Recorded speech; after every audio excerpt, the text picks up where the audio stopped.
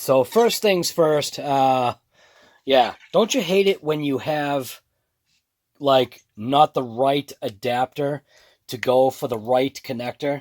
That's one of the things that absolutely drives me insane. And the other thing is, obviously, I am 100% getting rid of this wiring mess of having two batteries set up in this car, because I believe that is absolute garbage. I was looking for my connectors. I actually did find, where is it now? I did put together a little adapter. It's just obviously a Dean's into a Traxxas, which is for my UDR, which is that piece right there. But even that wire right there, I wasn't comfortable running 6S or 4S on that, which is probably fine, but that's not the way I like to do it. So what I'm going to do is what I usually do, is snip off these wires because I don't need them. We're only going to be running 6 or 4S single packs. We're not going to do the dual battery junk. And then, of course, wouldn't you know it, I'm looking around, looking at all my connectors, adapters, got nothing. Got a ton of XT60s. And then I'm talking to Earl, and we're talking about, you know, just kind of going back and forth about how much of a pain in the neck it is, where you get all these connectors and all these issues and batteries and ESCs and everything's different. And then he goes, you know, he's got to start replacing some of his because a lot of his XT90s are sparking out and he's starting to get some issue. And then just literally...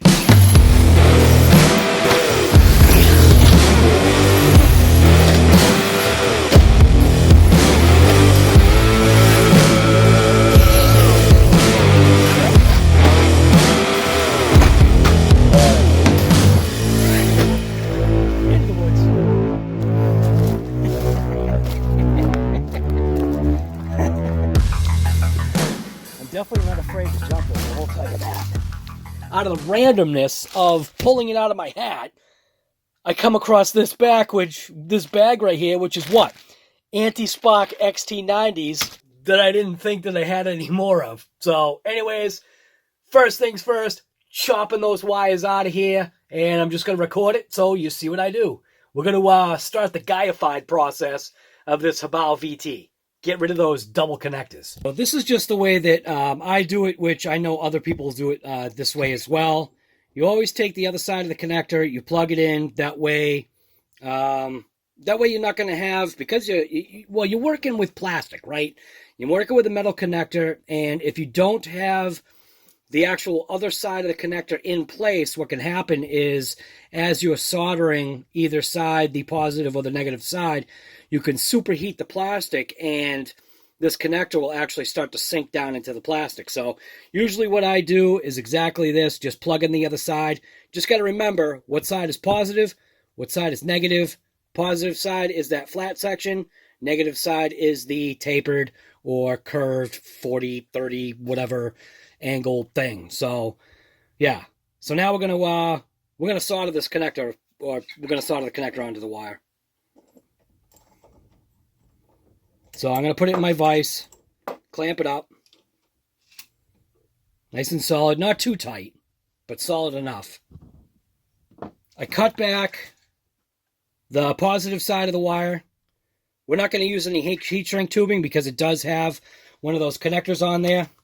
I'm going to sit the car up like this. I did already put flux on the wire itself, and what I'm going to do is now settle it in to that connector all the way, just like that. You can see how that's in there, I think. Maybe I can get you a better view.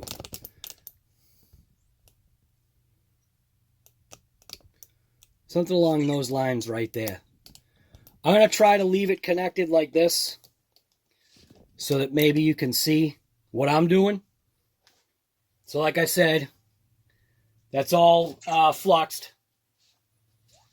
And now what I'm going to do is take my little screwdriver that I got here. I'm going to grab just a little bit more paste. And I'm going to apply it right on that edge right there like that.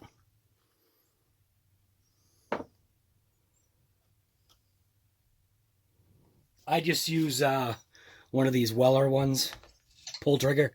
And I also use the, I call this the wiring tip, because you could take the tip and you put it underneath, and then you can apply the solder to the top. And obviously, you always want to actually have a clean tip, but you also want to have solder on the edge there, because what it does is when you put solder on there, it concentrates the heat to that area. The solder that I'm using is this solder right here, which is for electrical specifically. I don't even, it's just a silver solder, so, or super solder, silver super solder, something like that. I'm going to heat up the gun.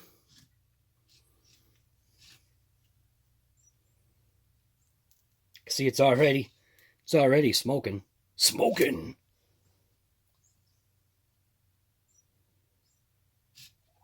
I'm just going to apply the heat to the bottom. Let it sit there for a while. You can see the flux already starting to bubble and melt. Yeah, taking a little bit longer than I want. What I should do is tip it upside down. Go this way with it. Hey. See how it melts the connector? Maybe I should use the other tip.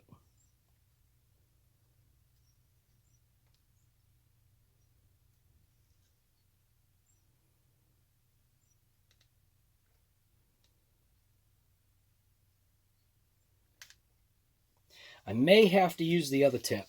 Yeah, it's not even heating up. I have to change the tip out. Son of a...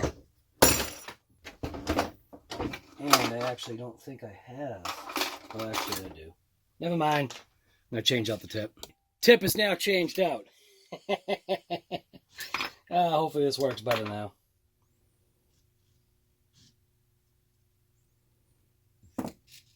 Should work better. Heat that tip right up.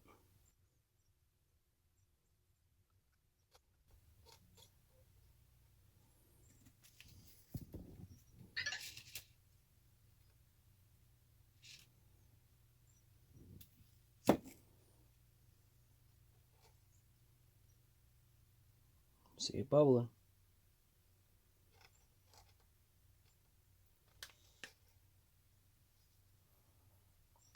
Hopefully that did it.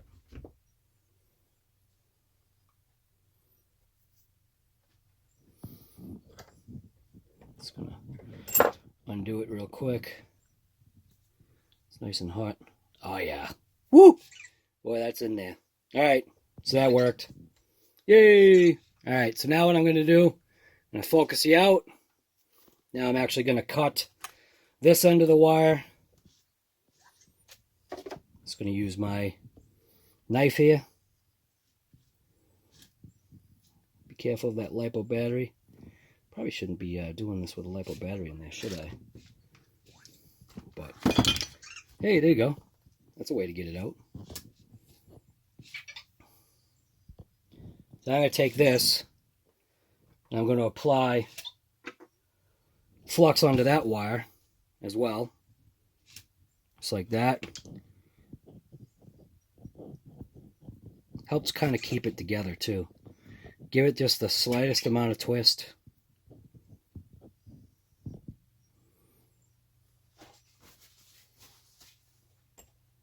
Now I'm going to take the connector, I'm going to spin it, mount it back in,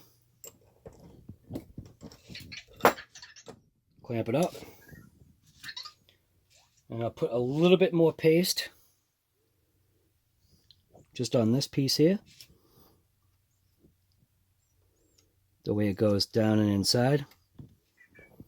And then when I push the wire in, I want to make sure that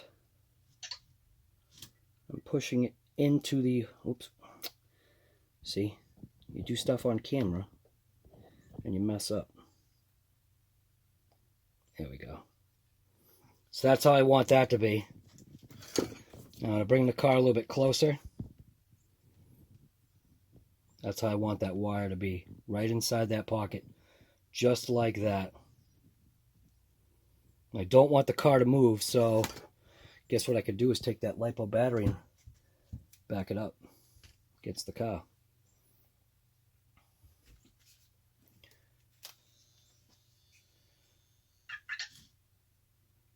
Put some solder on the tip.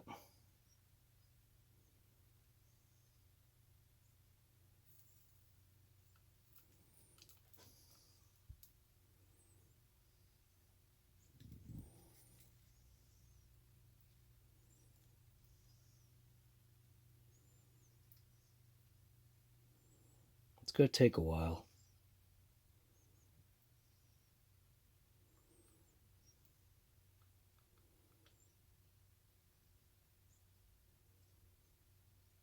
But eventually, it will flow.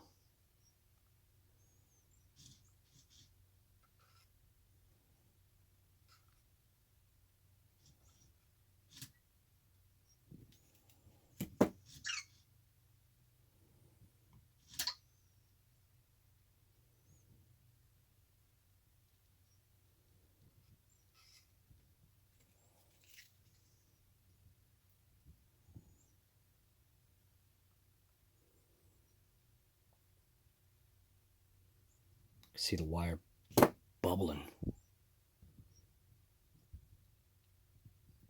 See it bubbling right there?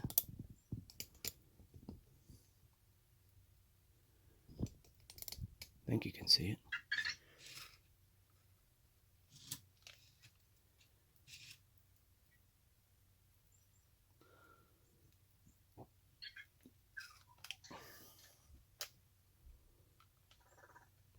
That should be it.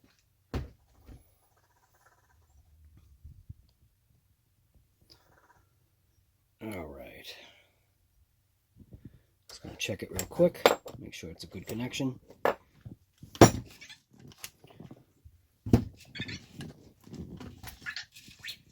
And hell yeah. Woo-hoo-hoo, is that hot? So you just gotta be careful, man, because that connector is gonna be super hot right now. And we're just gonna let it cool down, let it do its thing. The other thing you can always do is you can do what's called quenching it.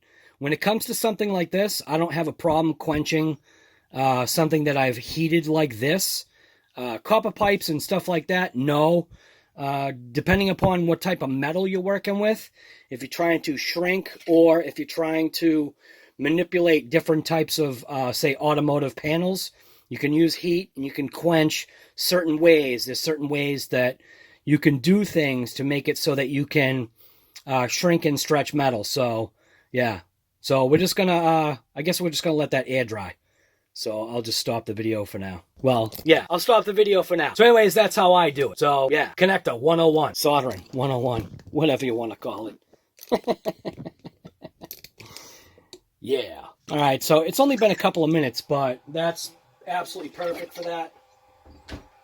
Now I'm going to go ahead and I'm going to slide up this little connector here, which should slide and connect or clip into place, provided I didn't melt it too bad. There we go. Perfect. Now that connector's in there, everything's all soldered nice. Now I can pull this connector off. And there we go. So now we have an XT90, technically a male plug, because this is obviously the female. You know, it's kind of obvious. It's almost like a male-female kind of deal, but that's the male plug.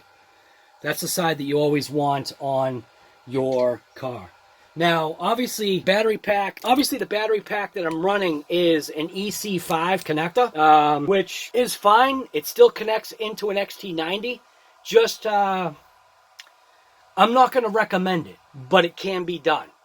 If you're doing like purposeful, I think, speed runs and purposeful bashing and type stuff, try to put connector to connector. Don't do as I'm doing. Just don't. And obviously we'll put away our stuff.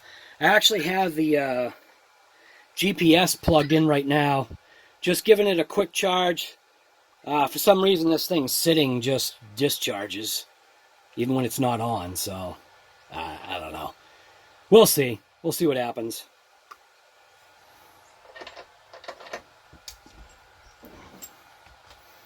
Do not charge your LiPo batteries in-house. However, you can see right there, we are almost topped off. It's literally only been like, what, 3 minutes and 20 seconds? So, battery's almost fully charged. Yes, I am charging it at 10 amps, but you don't get it. what this battery charger does is it charges per what the cells want. That's why I've always done it this way. 94, 93, 93, 95. 4S pack that I'm putting in it is this one right here. This is a HRB, right there. HRB 6500 65C pack. We definitely have some slightly higher C rating packs coming because of a couple of certain 2 vehicles behind me that are really needing more power.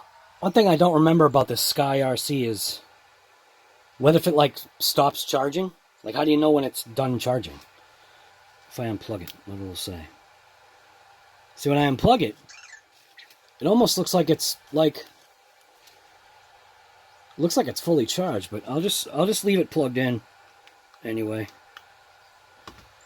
So get out my Lincoln Electric paint pen, and I gotta go ahead so that I know, and I'm gonna put VT on this controller. That way, at least I'll know exactly what controller is what. VT. I do that to all of my controllers. That way, at least now, that I won't go out with the wrong controller. So I may switch over to the DX5 rugged, but that's going to require buying a whole bunch of receivers. So I don't know if I'm that interested in that. Now, something that I was just checking, which, make sure you put your tools away when you're done, will you? Unplug your stuff, put your tools away. But what I was checking was, obviously I've got the 4S pack charging, right? The 4S pack fits absolutely like a glove. And we're not talking O.J. Simpson's glove here. Now the 6S pack, obviously there's an issue there. Because this is a 6S brick, it fits going this way, but it does not fit down into the case. So what it looks like I'm going to have to do is take my Dremel, and you see this stepped portion right here, this little step. I'm going to take my Dremel, and I'm going to actually Dremel that out. That way I'll still have this little bar of support to stop it from ramming into the servo slash brace thingamajigger that's right there. I forget what that's called, but whatever. Servo to diff brace slash arms and everything. So I'm excited. Like, I don't know if you get it, I'm actually pretty pumped about this car. I don't do road rockets other than my EPX, which the EPX right now, you can see we've got some, giving you kind of like a little preview of the EPX. Does the EPX look like the wheels are doing something? Yeah, they call that something. So in the import world, they call that no traction. So we just put a ton of camber on both the front and rear wheels, and it absolutely works mint.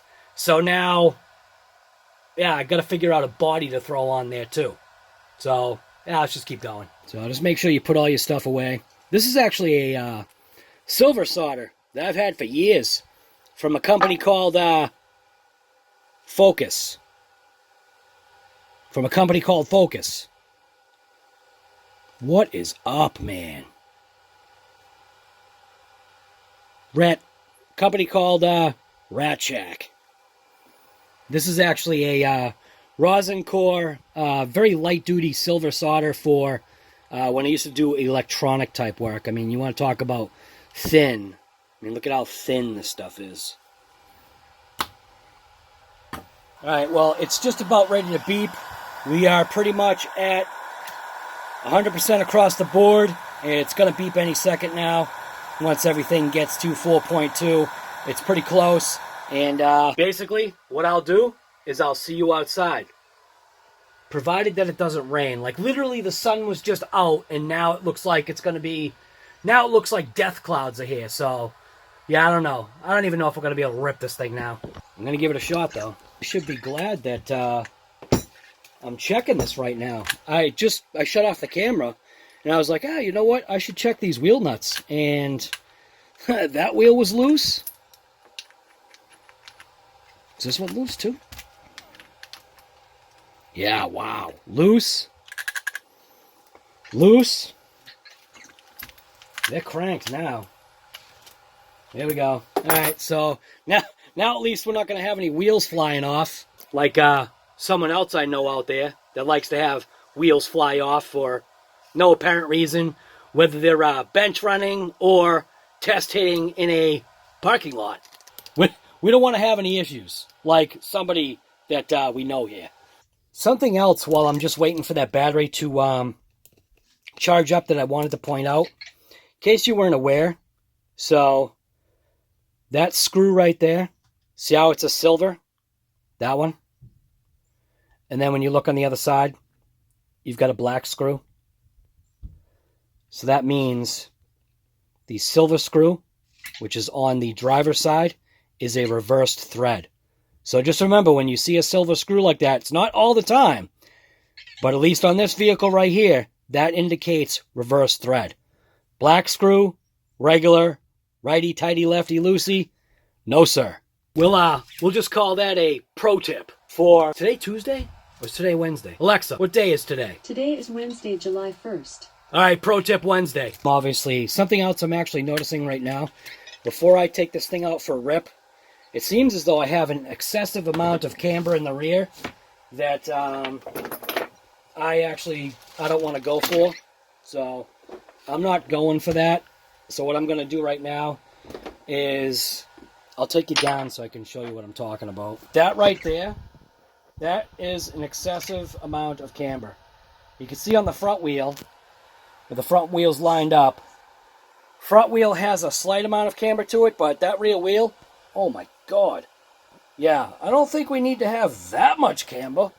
I mean, God, look at, we're only getting what, middle to the edge of the tire and contact patch? Yeah, we're gonna fix that. This is a car that, yes, out of the box, yeah, you can run it, but I'm not gonna do that. I'm actually gonna adjust my, I'm gonna adjust my camber right now before I take it out. I'm not playing that game.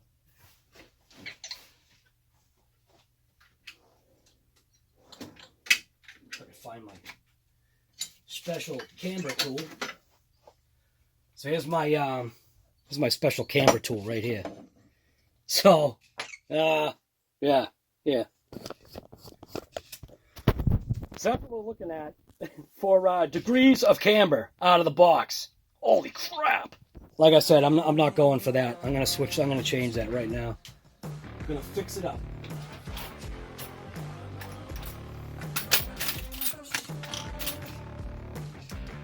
Look at that. Wow. That was the first shot. So the wrench that I grabbed was a, can't even see that.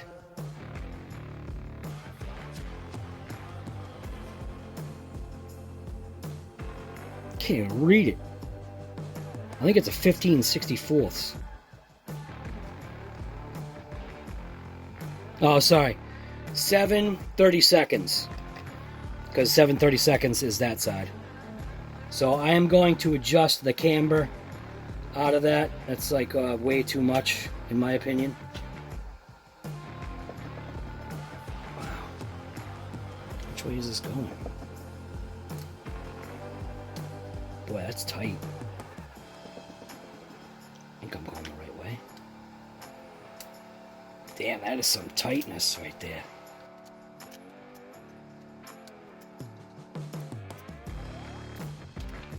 Oh. Sounds like the I don't think the battery's all charged up. Looks like I've got a little upward camber now. I'll tell you, these links are tight, man.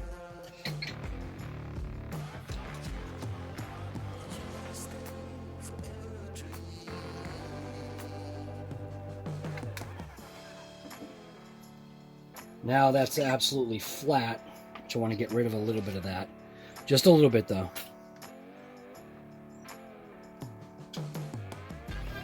more.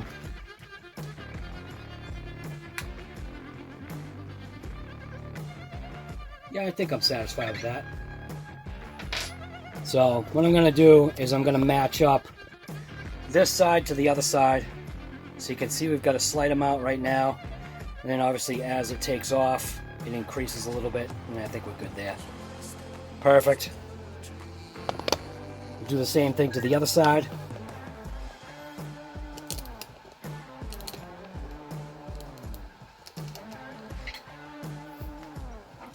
Get out my alignment machine. Look at that. You're not even straight on. That's way out.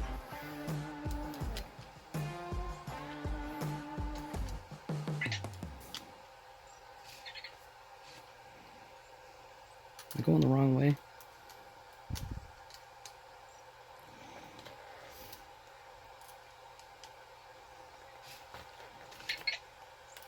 There we go.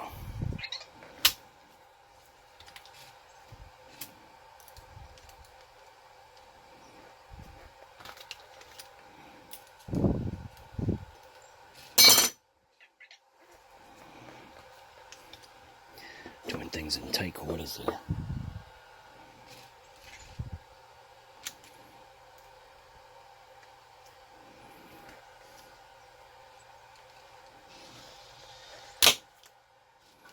These links are super tight.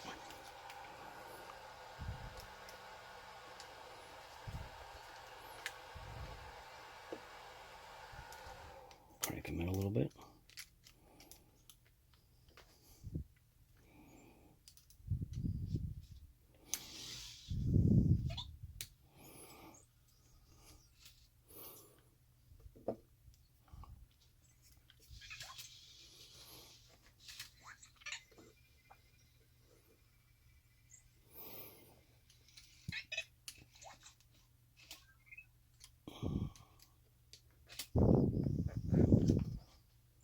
Did I just go the wrong way?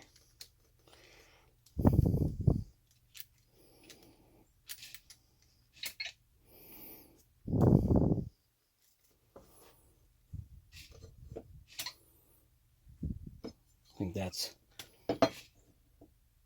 pretty much the exact same as the other side. I'll just give it one little more tweak like that. Good to go. A little bit of camber, a little bit of camber. I'm not even going to touch the front. We're just going to rip it. All right. 2 battery straps. That's all I'm going to run. Did come with 3. I'm not going to waste my time with 3 straps. I think the 2 are going to be sufficient. Weasel that right under there. Bring it out. 4S HRB 6500. 65C, I think. Make sure that's nice and tight in there. Yeah, it'll be nice running this on 6S. I don't even know what it does right now. It should rip. I don't know. It's a road car, so I don't even know how fast it goes out of the box. I don't even know what pinion it's got. Obviously, we can... Well, it looks like we'll have to down, depending upon how this goes.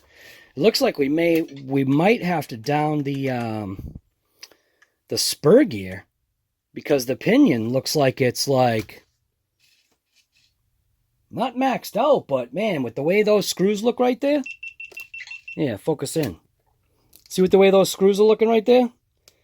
Those things are looking like they're pretty close to being maxed out. So I'm not sure what pinion's in there, but I do have a bunch of other pinions anyway. So let's toss the body on. Or actually, how about this? How about if I throw some batteries in this thing? All right, I'm just going to take the batteries out of my DX2 junk remote, which is set up for my EPX and the is it the DB Pro or the DBXL-E? I can't remember. But this is actually configured to like 2 vehicles at once. So yeah, I don't know. Pop open the transmitter. Throw in a couple of freshies. They're not really fresh, but I guess close enough. Hey, it's already on. All right, so we're gonna power this thing on.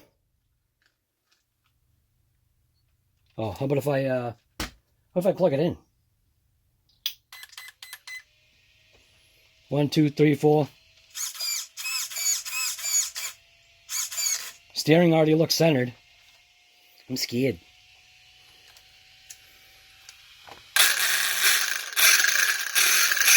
Wow, it's got power. Oh my God. It's got some go. Alright, well, I guess that's it, man. Take it out. I'll trim it out. We'll see what happens. We're going to put the cover on. This is going to be its first rip on 4S. I got to figure out the 6S situation. All I have to do is just, well, you saw. I just got to modify that battery tray just a touch.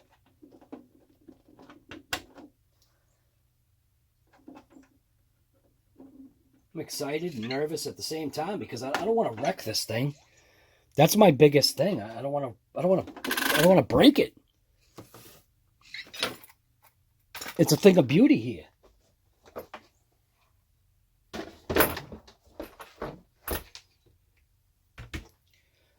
All right. Rear body pins don't really line up all that great, but good enough.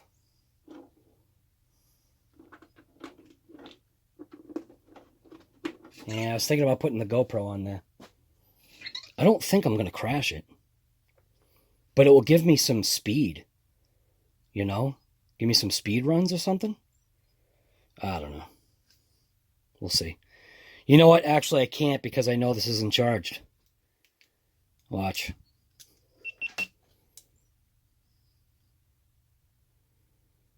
It's only 32%. So I'm going to have to attach a battery to this thing so I can at least get some footage. All right, so point blank, I'll see you outside. Pretty much looks like I'll be taking it in like already. And the only reason why I'm saying that is because the body is scraping on the backside, which I'm guessing what I'm going to have to do is raise the rear body post up. Here, listen. See? See how it's scraping that body? Alright, so yeah, I don't want that thing wrecked. Isn't that thing sharp looking though? Damn, that thing is sharp. That's a little better. That is a sharp looking ride. Kind of almost has like a little bit of a vet look to it. Kind of almost has like a little bit of a vet look to it, doesn't it?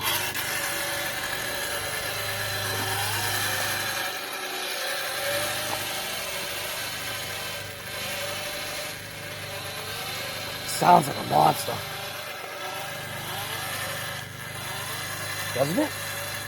Doesn't that thing just sound like a monster?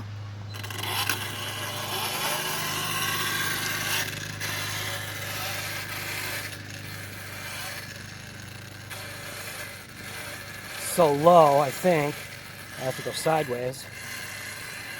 Ah, no scrapage. Amazing.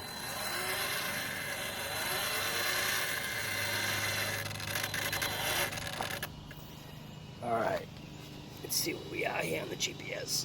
So, we can see we are at 7 miles an hour. Peak, miles per hour.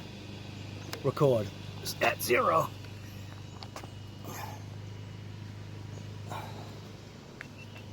Alright. So as it says, the GoPro's on. So we'll probably trim it up just a little bit, but we'll give it a rip. Wow. The body is very slightly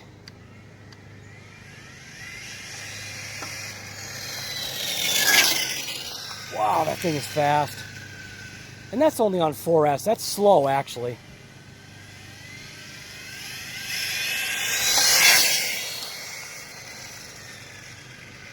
I think I might like this thing.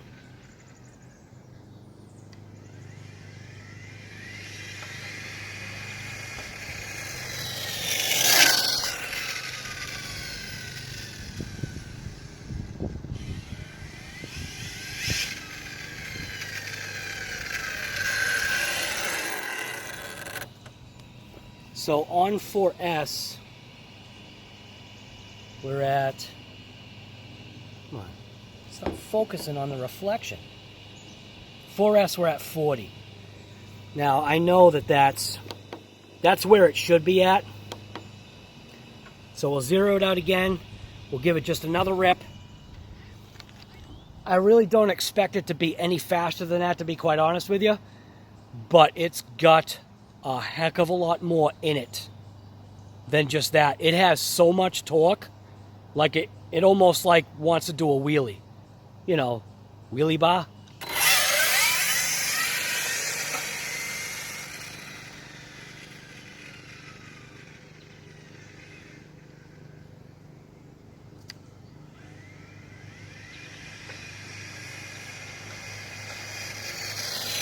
Top speed, that's top speed.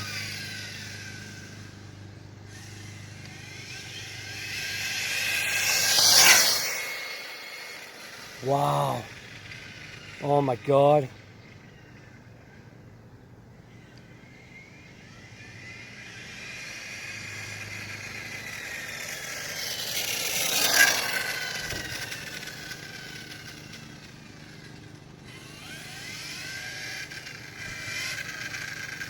That thing is hot. Look at that thing. That thing is sick looking. Oh my God. I think I just found my favorite RC road ripper. Right there. We're looking at 41 miles per hour. And like I said, this is only on 4S. I'll have to see how much bigger of a pinion that I can throw in it.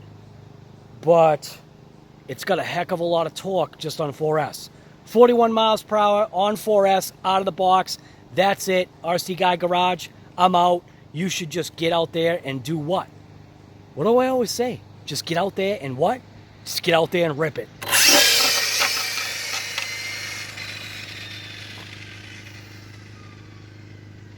Might have to preload the rear suspension a little bit.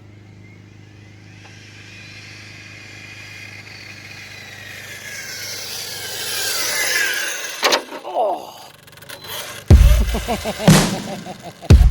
Oh my God. That thing is what we call sharp.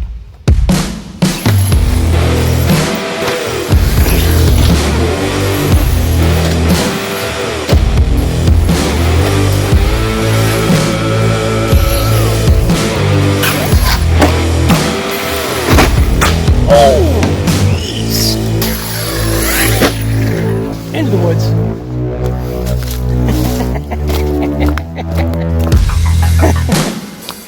I'm definitely not afraid to jump this, I will tell you that.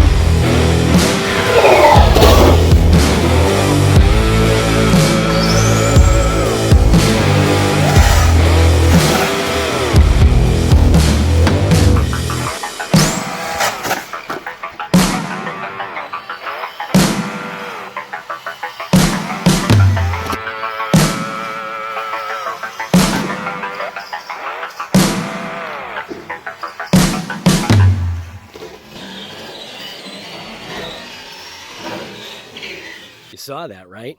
You saw that Mad Van does do wheelies, right? Keep that in mind.